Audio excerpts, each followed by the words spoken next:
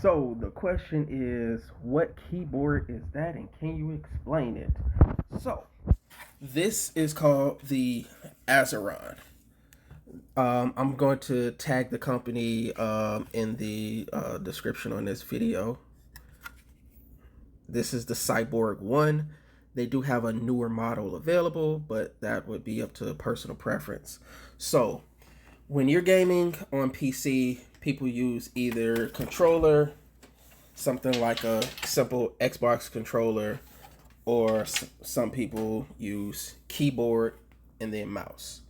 So I used to be on Xbox for the longest, and I always played with controller. And I found going from controller to keyboard and mouse to be somewhat of a high learning curve.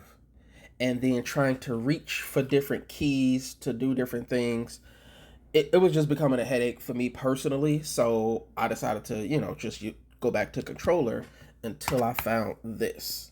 And I think this is more bridging the gap because, as you can see, there's a thumb pad here, which you would use for all of your movement. You can either set this to be more like a controller movement, or you can set this to be your WASD. Either or, it's personal preference. You can try out either one you like. And then you would just set each one of these to a different keybind to essentially mimic the keyboard. Each one of these was set to be a keybind. So then here you would use the software in order to set up your different profiles. So this one is specifically for Apex, and this is for Delta Force, Call of Duty, Fragpunk, and then you just switch between them depending on the game that you're playing. So right now I have it set for Call of Duty. So when I press here, that is space, and space in the game is for jumping.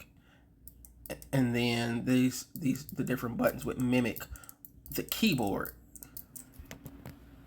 So if you're currently on PC or you're thinking about switching to PC, I personally recommend the Azeron because I think it's a little bit easier to learn the Azeron than it is to learn how to use keyboard and mouse.